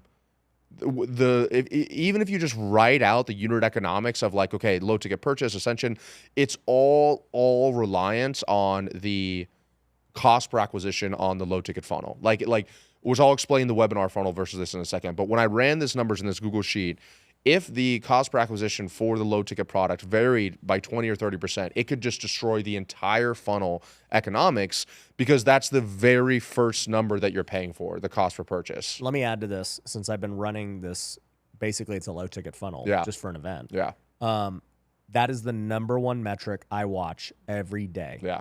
If the front end is jacked, everything else is dead. Screwed. You can almost never catch up on the back end. It's impossible. And once again, when you're spending a lot of spend, it doesn't take very long, just a couple of days of something being wonky, and now your next event, that you're coming into, you're going to be just trying to work hard to just break even. These are all things that anybody who's done this before knows exactly what I'm talking about. And so I realized that the issue with that funnel was that it was so dependent on the algorithm, the ads, blah, blah, blah. So we instead pivoted to a mid-ticket funnel, which is what we're running right now, or a webinar funnel, where we run a webinar, add to an opt-in page, name, email, phone number. Because we're super specific with who we're targeting, it's about a $30 to $35 cost per lead. Okay. To get them to watch a free webinar. To get them to watch a free webinar. But I have a full setting team that will then outbound dial those people. Yeah. And then we have the webinar conversion rate is roughly at 2% on this auto webinar for a $14.97 product. So, and on the old funnel, we were roughly 0.5x ROAS same day. On this one, we're 0.5x ROAS same day. So the same day ROAS is almost the exact same. But the difference is I am getting literally multiples higher of leads on the webinar funnel than I was on the low ticket one. So now I can call these leads, set them on the sales team calendar, and either sell them into the mid ticket just to recoup more and more ad spend. What's the mid ticket? $14.97 YouTube Launchpad. It's like learn how to. So it's another $14.97. It's the same. No. The mid ticket. Yeah, they're calling the people who didn't buy. Exactly. What are they calling? What are they selling the people who did buy? Our high ticket, which is the $15K for 4 months, our scaling with systems program. So let me ask you about something. Sure. So with all the people they outbound that did not either even watch it. Yeah, majority of them don't even watch it. Yeah, they didn't even watch it. What percentage of them become what percentage of them account for your total revenue from the funnel? Because this is basically deciding whether setters are worth it. Yeah. Oh, it wouldn't work without the setters. Okay. The funnels make it. It's roughly, I think, 6% 5 or 6% lead to set ratio, and then you assume an 80% show, 25% close. So I don't know the actual number. I think maybe 1.5, 2% of outbound dials will actually turn into mid or high ticket clients. Would you say that? Okay, so let's take a step back. So the people who buy, that's only 2% that self-select. Yeah, right? in the webinar, yeah. And then what percentage of them will ascend? 16. 16. Yeah. Okay, so basically, they're not really much ascension. They're just kind of covering costs. They're just liquidating the front end ad spend, yes. So it sounds like the setters are the ones bringing in the the whole revenue. funnel is dependent on the setters. So these guys you look at as liquidation. These guys are the actual leads. And what we've found, and once again, this is at least in my industry, is like, I personally probably wouldn't sit through a 2-hour webinar. Like, I can't tell you last time I sat through an hour and a half, 2-hour webinar. But people, because if you can make the sales copy enticing enough, they will opt in for the webinar. And so what I found that really makes that funnel make or break, because obviously most of the money is made through the high ticket 15K products. What makes that funnel make or break is how good your ad copy is at calling out your ideal avatar, and how unique or interesting your mechanism is. So I say, for example, attention coaches, consultants, agencies, and course creators learn how we create ugly, simple YouTube videos that make us over $5 million a year for our business. So that's going to attract a bunch of people, both beginners and advanced people. And then what we've typically found is the beginners will typically buy that mid-ticket thing.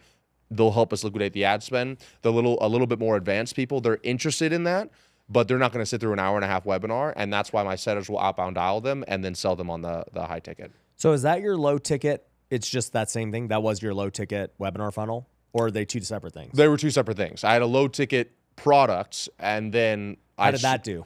We were doing like at the end. You said that was 0.5 also. Exactly, but not as good. But we weren't leads. getting as many volume of leads inside the door, and so this is way more leads. I mean, like literally 3 to 5 times the amount of leads. Yeah, because you're getting all the free opt-ins. Because we're getting all of the free opt-ins, name, email, phone number inside of that. I get it. So and we're same building liquidation, the email list, but no opt-ins. Exactly. And so the downside of this funnel, though, is like, okay, you still have a shitload of setters. You know what I mean? Like you're building a setting team at that point. You have to manage all these setters, compensation for the setters, blah, blah, blah.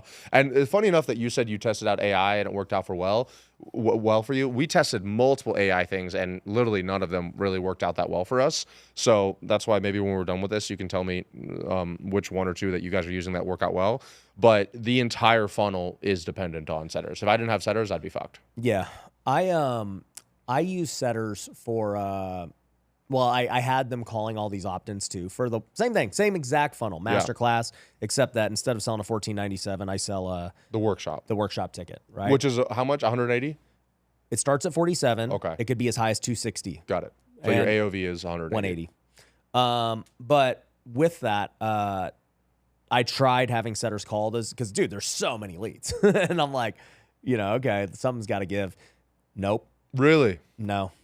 Because I'm going after beginners. And to sell them on the tickets or to sell them on the... Literally anything. Anything. Just not worth calling. Really? Yeah. They might sell 1 or 2 tickets a week. Wow. Yeah. Yeah, that's nothing for $180. For the amount of dials you have to do for that. No. Wow. It wasn't worth it. That's so interesting. I mean... But, bro, I mean, they're brand new for most people. Yeah. If they can't sit through this, because they got time. That's true. They're also not going to show up to a 3-day workshop. Yeah, that is true. Yeah, once again, that's why our avatars, I think this is... Yeah, you got to understand avatar. Yeah, you got to... That's how I think this is so valuable. This whole podcast has been like talking about essentially 2 different avatars. Yeah. But... and that's why I'm not going to do that for my golf thing. Yeah, exactly. Bro, they ain't going to go a 3-day... No. They'll go to a 3-day, $10,000 golf trip. Yeah, but they're not going to sit and watch a masterclass or a workshop. Bro, you'll think this is hilarious. So... I literally announced it right before the podcast. So they're texting me right now. My guy's like, dude, there's a lot of high-level people who are applying right now. One guy has 46 Bojangles locations. Oh my God. out of the 4 bookings I see, 2 of them are over $1 million in revenue. Wow. One person helps church planners raise money. Okay. Then this guy goes, hey, I got a financial advisor who wants to join now too with me. Like, is that cool? Sure. So did you just email blast that and socials, or just socials, or what? I don't even think we've emailed yet. Okay. I just posted on Instagram. Instagram. Yeah. So I'll release. I did one video just now, a solo, talking about, hey, I just launched a business. Here's how I decided. Like, here's how I built it. In a week, and I just go over idea, testing demand, creating and it's like breaking the fourth wall. Behind the scenes. So here's what I'm gonna charge. Here's my goal. Okay, here's how I'm gonna market it.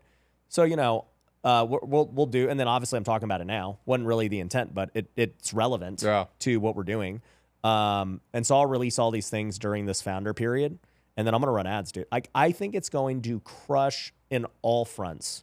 We'll have to do you have to be careful bringing me on the podcast because there's some kind of correlation with you launching new businesses and me going on the podcast. You're like, what are the chances that you did that last year on that same day? That was like the last one. And then you did it again when I came on this podcast. You're like, hey, I'm coming in 6 months. I'm like, nah. Yeah, you're like, yeah, bro, you can't come. Nah. My team will kill me if you come in 6 months. Yeah, you can't come. But I'll come see you. And, you go to Miami. Yeah. Next time I'm there, we'll go hang out. That's fair. Which is a cool shout out. Last time, we did the full Miami thing last time. I pulled up. You were on a yacht. Yep. And then I pulled up on my boat next to that yacht, and we spent the day together last time in Miami. Bro, let's talk about that. Okay. So, I've done golf with Ryan for like forever, and I forgot why I was even there. I was in Miami for something. Maybe I was speaking at an event. I was speaking? Yeah. So I was speaking at an event, and it was one of my friend's event, and one of my buddies was like, bro, like my friend has a yacht in Miami, like, and it's a nice yacht. It's a big one. Yeah. And he totally would be down to host. You don't got to pay anything. You could sell tickets, invite who you want, whatever. I was like, all right, I guess we'll do like a yacht with Ryan. I'm going to be there. And so we sold all these tickets to go yacht. So those people had bought tickets that came on the yacht. Oh, interesting. Yeah. And we yachted, or they were one-on-one clients of mine. So either or. And yeah, I mean, how many people do we have? I don't know, 15? Probably, 20? 15, 18 people, yeah. And so we yachted, and they were all high-level people. Everyone had a blast. And then you guys pulled up next to us, and, I mean, we had, like, STK that night, and it was just great. Yeah, actually, and it's funny, I met the guy that owned the yacht that you went on, Eli. Shout out to Eli. I actually became a really good friend with him after that, and he's actually selling that yacht to buy my boat. Not my exact boat, but my style of boat. Oh, because you want the smaller one? Yeah, like I go on my boat. I also have it parked in front of my house, but I go on it 4 to 5 times a week, and he was taking it out once a month because you got to have a crew. It's so much stuff. It's so much work, right? And so when I pulled up and we were having those conversations on my boat, he's like, dude, I got to get one of these, man. But see, this is the point, right? You just made a friend. Yeah. After that you're like, oh, bro, I mean, we're in the same industry. Oh, yeah. We're out here in Miami. Yeah, we talk all the time now. Boating. Yeah. That's literally what happens in golf. It is cool, too, because you're right. Also, as you get to higher and higher levels, the coaching element of it is less and less valuable. You almost because everyone knows what to do. Yeah, you already know what you need to do. It's more like, but there's our networking and connections and opportunities and like you said, a lot of us also just have a lot of free time. And like I personally actually really value really quality time with other people. That's probably one of the top 1 to 2 things I value. Well, also too, even if it's not about coaching, but it's about relating. I'm like, oh, bro, remember when the funnel dropped off? You're like, you would be the only one. Yeah, that would be like laughing at it. Yeah, you'd be like, it's actually if you would watch any of my like videos that whenever I talk about my full story, I talk about when I first started my advertising agency. I was in this small town in the Panhandle of Florida. Everyone thought that I was a cam boy or I was in multi-level marketing. Nobody knew about ads or. Is your name Ryan or Ravi? Exactly. They had no idea. They didn't even know my name. Yeah. And I was so isolated, and I went to my first ever mastermind in Atlanta, Georgia.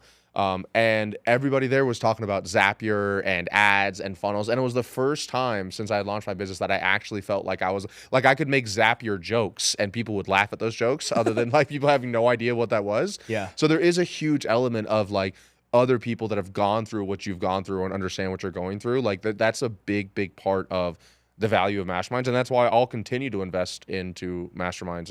I would join yours, but I don't know how to golf. So yeah, I mean, you gotta love the game. I literally have never played it one time. We might let you in later once I get a little bit. Well, the worst thing I would want to do is join after I'm like I'm really shitty, and then I just get wrecked by everybody else. I feel like no one would listen to any advice I have to say after that. I have a FAQ. I don't know if you saw it, but like the most common objections I know that there are. So one is, do I have to be good at golf? What'd you say? The answer goes, no, you don't have to be good at golf, but you better be good at business. That if you suck at golf. That is honestly fair. Yeah. I feel like, but I also feel like people are. You bring a lot of business value. Yeah, that's true. Are you willing to like actually get out on the course and Well, I just I would hate to hold up people when I was trying to learn, like, Oh yeah, well, rate of play is what I've heard in golf before. Yeah, what I'll tell you is, as a new golfer, what you should do is just every time you hit off the tee box, obviously it's probably going to suck, and then just go drop with whoever's the furthest. See, even that language, I don't even know what any of that means. Yeah, whoever hit the ball the furthest. Yeah. Go put your ball next to them. And hit from their spot. Oh, okay. Yeah, Isn't that cheating? No, I mean, like, well, yeah, I mean, it wouldn't be legal in like normal golf, but like in hangout golf, that's what crappy players should do. Really? Yeah, because then you're not holding anyone. That's like up. the etiquette way of things. Yeah, because it's not like we don't want you to play. It's like, all right, dude, hit off the tee. We just want to go faster. You probably hit it out of bounds, or you friggin' hit it nowhere. Go pick it up and go put it with the guy who's the furthest, or whoever's in your cart, and then go hit from there. So like you're way further ahead. You're not holding anyone up. Because like golf, the only thing that takes time is like going to different balls. Things. Yeah. So if you're just dropping where the ball already is, it's simple and fast. That's good advice. Yeah, I think the only thing about me is if I do something, yeah, you want to be great. Yeah, the plane, the boat. It's like I gotta get the best stuff and try to be as good as possible. Well, you can buy the best stuff today. Yeah, but you'll still suck. I'm still gonna suck. Yeah. We can get you the best stuff. That ain't a problem. Man, who knows? Maybe I'll learn how to golf, and maybe next year. It's way cheaper than a plane or a boat. It is. That is very true. Spend a couple thousand, get some clubs. But how much do you think you spend on golf a year? I mean, let's see. I spend about $2,000 a month on the club. Then I take people out. Then I'll go on these trips. But I get paid to go on these trips. That is true. So, it's a lot. So I mean, technically, I'm ahead. Yeah. But yeah, I mean, actual cost. Let's just say I probably spend $3,000 to $4,000 a month. Oh yeah, that's way cheaper than my hobbies. Yeah. Yeah. If you really factor. I thought you were gonna say 300,000. Was I thought you were gonna say? No, it's not that much. Oh, okay. Yeah. All right, bro. I got to catch a flight, and every time we talk, man, it's great. So I'm excited to catch up with you. I'm excited to keep learning from you. And where can people connect with you? Yeah, man. Thanks for having me on. Super casual conversation, but I always enjoy it. And I actually learned a bunch on this one. So thank you for opening up. And hopefully everybody else appreciated that as well. That was cool for you sharing some of the stuff. Yeah, you can find me on any of the channels. Ravi Buvala, RaviAbuvala. If you do want our help scaling your business, you can go to our website, scalingwithsystems.com as well. Perfect. Guys, we'll link to it all down below. And we'll see you on the next one. Peace. Peace.